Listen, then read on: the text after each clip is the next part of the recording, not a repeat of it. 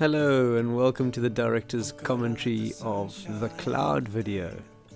You ever wondered what's up in that Now cloud? this was a lot of fun to do. What does it look like? Can we catch it? This sort of video requires quite a lot of And we have planning. a paraglider It's here. quite different No to engine, what's been done on the channel before. And a paraglider In wing. that a lot of my videos I'm This just little up in the thing air called and I video some stuff and then I bring it beeps. home and I try and We're make going it up. into something instructional. It goes, With this one I was trying to create a and get up to the story cloud.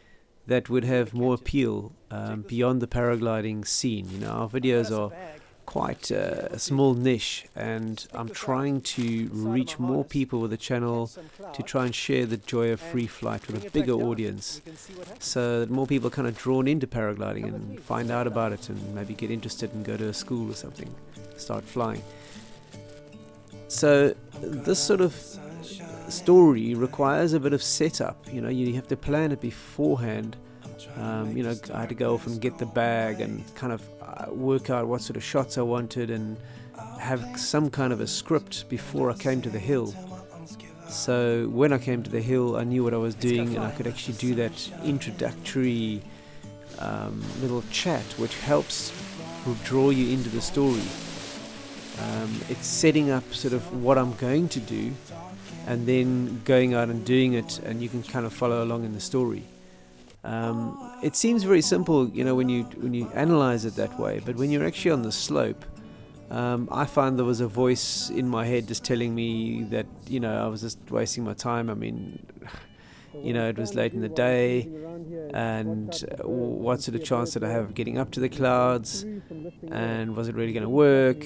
And, you know, you're doing a lot of filming for something that hasn't actually been completed yet, so it's quite difficult to believe that it's going to actually work and it's all going to form part of the story that'll make sense in the end. You just have to have faith and go ahead with your idea and put in a lot of the time and work on the introductory scenes before you know that you've got the cloud in the bag. So here I really was going down. The conditions switched off completely, and for those of you that know the Devil's Dyke, when the wind comes over from the sea, it's usually the end of flying, and it did here. It came over strongly from the seaside. I ended up pointing towards Brighton with my wing and ground handling in 25 kilometers an hour of wind, and at that point I thought, look, this is totally not going to happen. You know, I'm going to have to use the footage for something else. But kind of there was a part of me that also didn't want to give up, and I still held the idea of getting up to the cloud and doing the video. So this is now in the sea breeze convergence. I've lobbed off just when the wind switched again, and I managed to get inland enough that I could ride the sea breeze convergence up and come back and have a second chance at doing this cloud shot. So this is quite tricky flying here. The 360 camera is helping me a lot here because I can just stuff it into various positions in my harness, and this footage stabilizes itself in the software in post, so I don't have to worry about holding onto the camera. Now these shots I'm using the GoPro with a little fluffy microphone, external microphone on it, just to get you know, more emotion and closer into the action. But that camera is more tricky to operate because I'm having to kind of steady it on the riser. Here I'm hand holding it, and it's quite tricky to keep a handheld camera from shaking.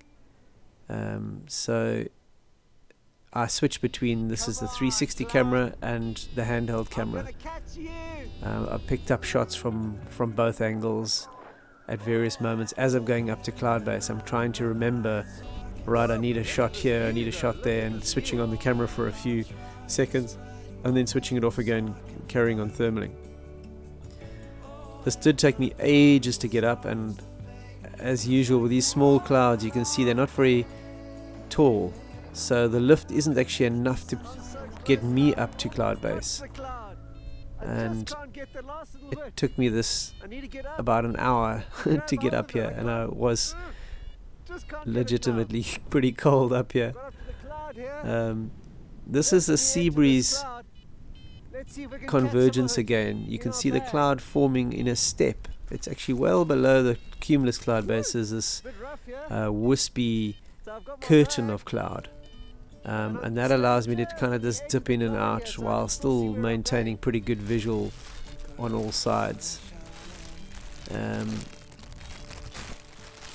So when I open the bag here, I'm trying to remember to keep it in the shot of where the little GoPro is pointing. It's tied on my riser, and I was expecting to have more mist in the bag, but it's due to the physics of it. Of course, as soon as you out of the cloud, you descending and the temperature is rising, and I was already at the transition between the air turning into cloud. So when I came back down, it just switched back. That was so much fun. It was it was good fun, and trying to puzzle out a way to seal it.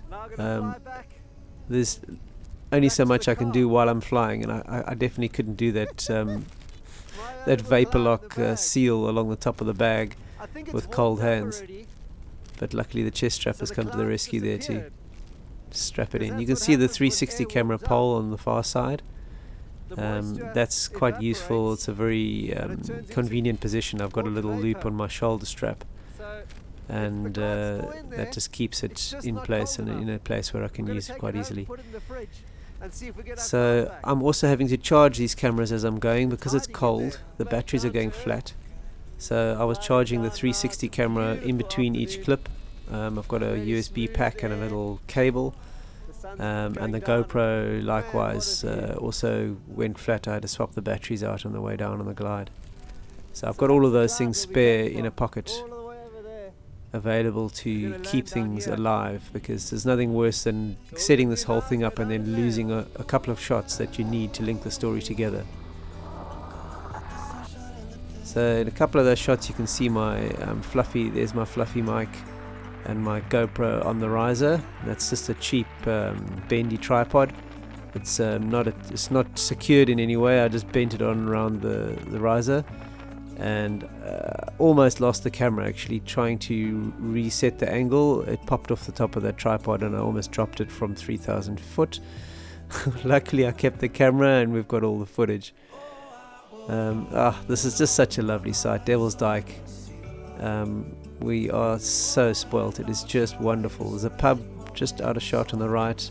You park your car just over there by the trees, and grassy and good for cross country when it's on. So yeah, it's a good place to have these sort of fun adventures. So I'm just doing a little bit of science here just to make it a little bit more interesting, just talking through aspects of it rather than it just being about the flying. My idea here was just to use flying as a vehicle to, do some kind of story. And this is a sneaky shot. I've just left my camera set up in the back of my car and kept it running just in case something would happen, and it did. Thanks, Candy. Nice to get some interaction as well, and that's part of the appeal of the story, is to try and involve other people and involve other elements to make it more interesting rather than just a flying video. So this is a 360 camera again. It's just fantastic for some shots. You can stick it out and it'll stabilize the footage, and that's a big part of what makes it so viewable, is that the horizon isn't wobbling around all over the place. This is the GoPro in the fridge. Of course I had to take everything out of the fridge to get this damn bag in there. So some things in the door, but this took a long time. I hadn't really appreciated that a cloud base was probably close to 0 degrees, and the fridge doesn't really get to 0. So to get the air back to cloud temperature, it took the whole night. Okay, this is the next morning, that's why you can see my clothing's actually changed. And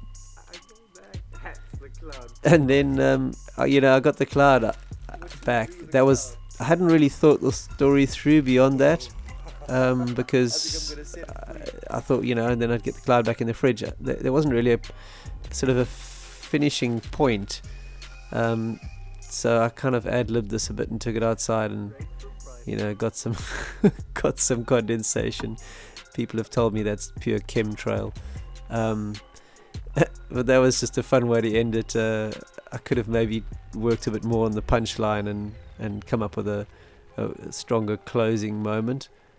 But hey, there you go. That's the cloud video. It's a lot of fun to do. I'm going to try and do more stories like that for the future of the channel. Thanks so much to our patrons and supporters who've made this and so much more possible. See you next time. Cheers.